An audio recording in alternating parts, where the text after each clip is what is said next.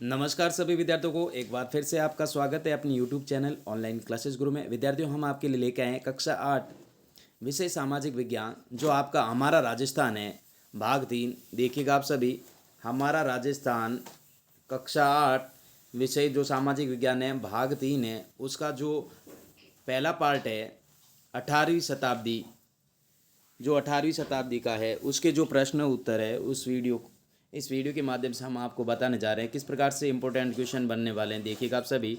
तो ये आपके हमारा राजस्थान कक्षा 8 विषय सामाजिक विज्ञान भाग 3 है। देख लीजिएगा आप सभी।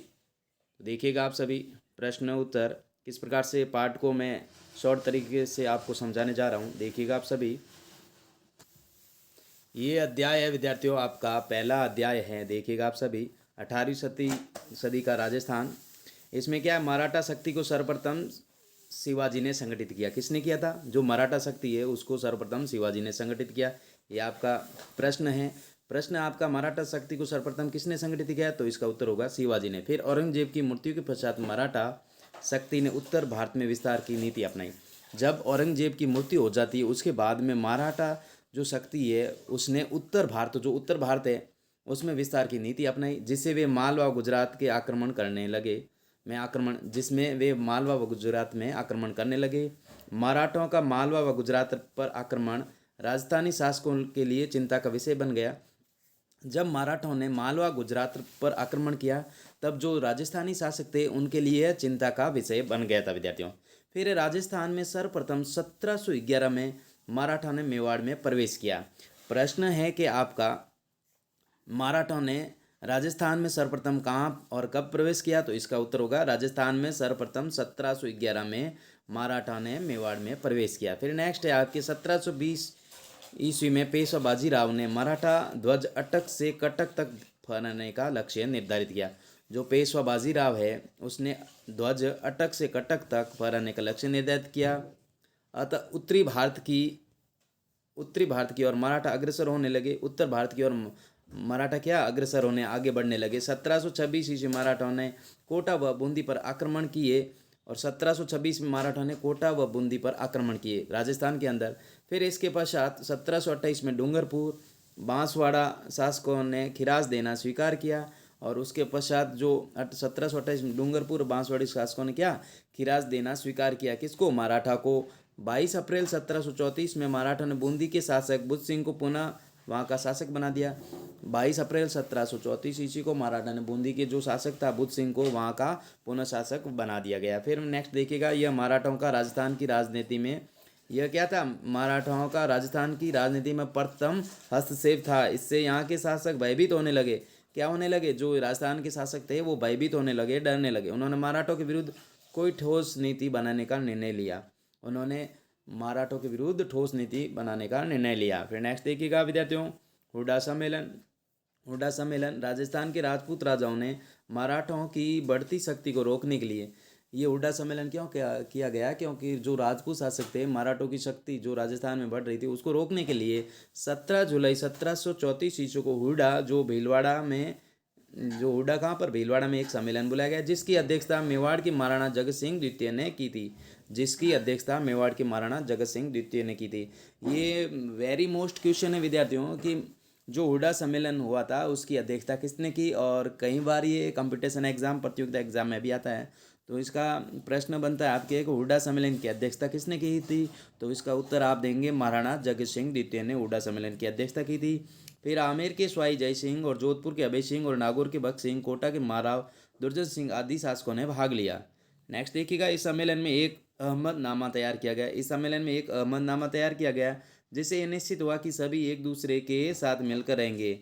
एक का शत्रु दूसरे का मित्र व होगा। कोई भी नई योजना सभी मिलकर निश्चित करेंगे। ये अहमदनामा तैयार किया गया है हुड्डा सम्मेलन में कि यह निश्चित हुआ कि सभी एक दूसरे के साथ मिलकर रहेंगे, यानी सभी एक दूसरे के साथ मिलकर रहेंगे और एक का शत्रु दूसरे का शत्रु, एक का मित्र दूसरे का मित्र माना जाए। कोई भी जो नई योजना बनाएंगे वह निश्चित सभी साथ में मिलकर करेंगे। वर्षा ऋतु के पश्चात रामपुरा में सभी एकत्रित और वर्षा जो ऋतु उसके बाद में सभी वहाँ पर एकत्रित होंगे, किंतु यह सभी शर्तें कागज तक ही सीमित होकर रह गई। इसकी कोई पालना नहीं की गई, और ये जो जितनी भी शर्तें थी वो कागज़ पर ही लिखित रूप में ही रह गई, किसी ने इसकी पालना नहीं की। फिर नेक्स्ट है, राजपूत शासक जाति भाषा रीति रिवाज परंपरा की दृष्टि से समान थे, फिर भी उनमें एकता का अभाव था। सभी समान थे लेकिन उनमें क्या था, एकता का अभाव था, एक नहीं थे। आमेर के स्वाई जयसिंह की उदासीनता व निर्णयों की अस्पष्टता ने मराठों के विरुद्ध नीति को असफल बना दिया। इससे मराठों का राजस्थानी शासकों पर प्रभुत्व बढ़ता गया। पेशवा बाजीराव ने राजस्थान नीति का आकलन करने के लिए अपनी माता राधाबाई को 1735 ईस्वी में राजस्थान की तीर्थ यात्रा पर भेजा। किसको? अपनी माता को राजस्थान 1735 ईस्वी में तीर्थ यात्रा पर भेजा। अपनी माता के सम्मान सहित सकुशल लौट आने पर पेशवा बाजीराव अगले ही वर्ष राजस्थान के दौरे पर आए और यहाँ से चौथ वसूली की। क्या की? चौथ वसूली की। फिर नेक्स्ट देखिएगा विद्यार्थियों, फिर विद्यार्थियों राजस्थान के उत्तराधिकार संघर्ष में मराठा भूमिका। जो राजस्थान का उत्तराधिकार संघर्ष के लिए उसमें मराठों की क्या भूमिका थी? 1743 से 1750 ईस्वी में, तो 18वीं शताब्दी में राजस्थान के राजपूत शासकों ने उत्तराधिकार के लिए संघर्ष होने लगे। यही कारण है कि मराठों को उत्तराधिकार के निर्णय में दखल का अवसर मिल गया। आपस में क्या झगड़ने लगे, संघर्ष होने लगे उत्तराधिकार के लिए। फिर है जयपुर उत्तराधिकार संघर्ष, यानी जयपुर के उत्तराधिकार के लिए संघर्ष। उदयपुर के महाराणा अमर सिंह द्वितीय की पुत्री चंद्र कुंवर बाई का विवाह स्वाई जयसिंह के साथ 1708 ईस्वी में इस शर्त पर हुआ, जो शर्त रखी कि मेवाड़ की जो राजकुमारी उत्पन्न पुत्र ही जयपुर के सिंहासन पर बैठेगा। 1743 में स्वाई जयसिंह की मृत्यु हो गई, और 1743 में क्या हुआ, स्वाई जयसिंह की मृत्यु हो गई। तब मेवाड़ की राजकुमारी चंद्र कुंवर बाई से उत्पन्न पुत्र माधो सिंह ने अपने मामा महाराणा जगत सिंह के सहयोग से स्वाई जयसिंह के ज्येष्ठ पुत्र ईश्वर सिंह को क्या दी? चुनौती दी। मराठा सरदार मल्हार होलकर द्वारा माधो सिंह का पक्ष लिया। ईश्वर सिंह व माधो सिंह के मध्य राजमल और बगरू के युद्ध हुए, और अपने सेनापति हरगोविंद नाटाणी की कुटिलता के कारण ईश्वर सिंह को आत्महत्या करनी पड़ी, और माधव सिंह मराठों के सहयोग से जयपुर का शासक बन गया। नेक्स्ट देखिएगा विद्यार्थियों, जोधपुर उत्तराधिकार संघर्ष, यानी जोधपुर के लिए उत्तराधिकार संघर्ष। जयपुर की भांति जोधपुर में भी मराठों ने हस्तक्षेप किया। वहाँ भी राम सिंह और भगत सिंह के मध्य उत्तराधिकार संघर्ष प्रारंभ हुआ। दोनों ही मराठा सहायता के प्रयास से जुट गए, और पेशवा सिंधिया और वह होलकर हस्तक्षेप बढ़ गए। अनंत राम सिंह को राज्य का आधा भाग मिल गया। मारवाड़ का जो विभाजन नहीं हुआ, अपितु उसकी आर्थिक दशा सोचनी हो गई। विभाजन तो नहीं हुआ, लेकिन जो उनकी आर्थिक दशा थी वह क्या हो गई? सोचनी हो गई। व्यापार सारा नष्ट हो गया, कृषि बर्बाद होगी, खेती बर्बाद होगी। मराठों की मांगे दिन प्रतिदिन बढ़ती गई। मराठों की जो मांगे थी वो दिन प्रतिदिन क्या हुई?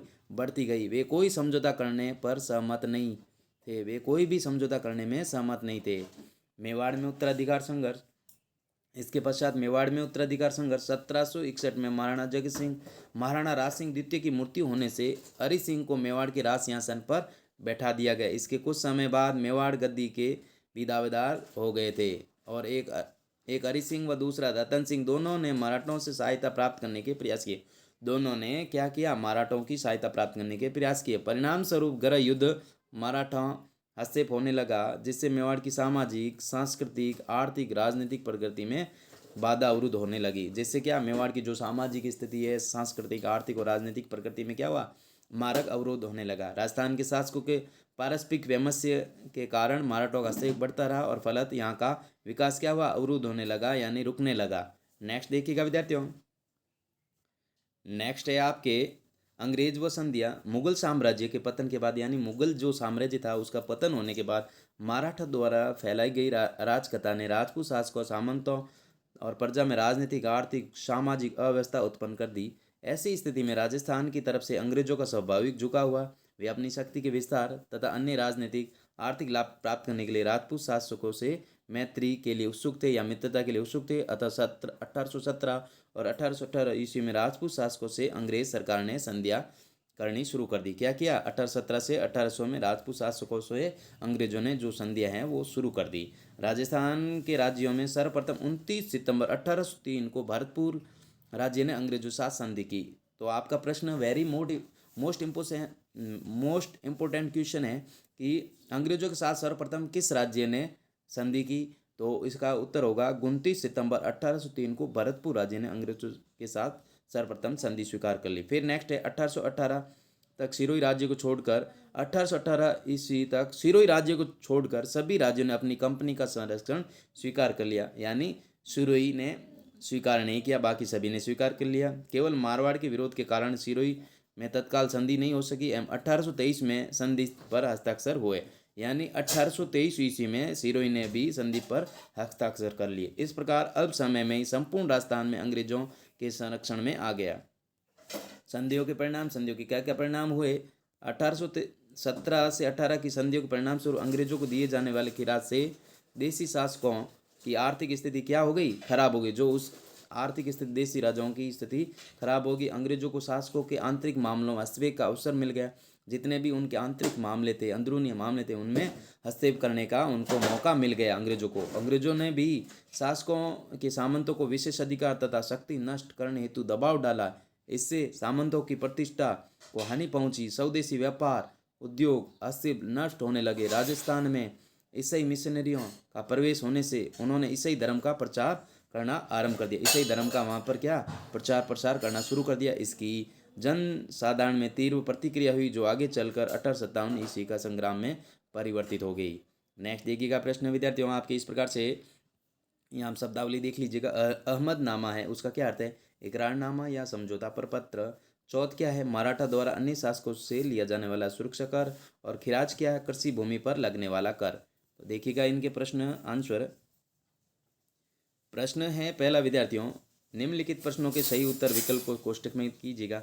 निम्न में से हुडा सम्मेलन की अध्यक्षता किसने की? जो 4 ऑप्शन है इसमें महाराणा जगत सिंह द्वितीय, सवाई जय सिंह और अभय सिंह या भगत सिंह। तो आपको विद्यार्थियों अभी इस पार्ट के अंदर, इस चैप्टर के अंदर हमने बताया कि हुडा सम्मेलन की अध्यक्षता महाराणा जगत सिंह द्वितीय ने की। तो इसमें आंसर राइट हो जाएगा।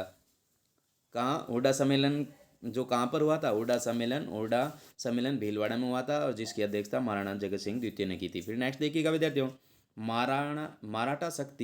मराठा शक्ति को सर्वप्रथम किसने संगठित किया था? तो मराठा शक्ति को सर्वप्रथम किसने संगठित किया था? तो शिवाजी ने, यहाँ पर आप करेंगे शिवाजी ने संगठित किया था। फिर नेक्स्ट देखिएगा विद्यार्थियों, राजस्थान के राज्यों में सर्वप्रथम 29 सितंबर 1803 को किसके साथ संधि स्वीकार कर ली? तो भरतपुर करेंगे। यहाँ पर क्या लिखेंगे आप? भरतपुर। यहाँ पर आप लिखेंगे भरतपुर ने अंग्रेजों के साथ 29 सितंबर 1803 को संधि स्वीकार कर ली। फिर नेक्स्ट है आपके पेशवा बाजीराव की मराठा नीति क्या थी? राजस्थान में मराठों ने सर्वप्रथम कब व कहाँ प्रवेश किया? जयपुर उत्तराधिकार संघर्ष पर टिप्पणी लिखो। हुडा सम्मेलन में क्या अहमदनामा तैयार किया गया? इसके सारे आंसर देखिएगा। प्रश्न है विद्यार्थियों, पेशवा बाजीराव की मराठा नीति क्या थी? तो पेशवा बाजीराव की मराठा नीति अटक से कटक ध्वज तक ध्वज फहराने का लक्ष्य निर्धारित किया था। फिर नेक्स्ट प्रश्न था, राजस्थान में मराठा ने सर्वप्रथम कब व कहाँ प्रवेश किया? तो मराठा ने सर्वप्रथम 1711 मेवाड़ में प्रवेश किया था। फिर नेक्स्ट है प्रश्न, जयपुर उत्तराधिकार संघर्ष पर टिप्पणी लिखो। तो उदयपुर की यहाँ पर इस प्रकार से लिखेंगे, उदयपुर के महाराणा अमर सिंह द्वितीय की पुत्री चंद्र कुंवर का विवाह सवाई जय सिंह के साथ कब किया गया? 1718 ईस्वी में।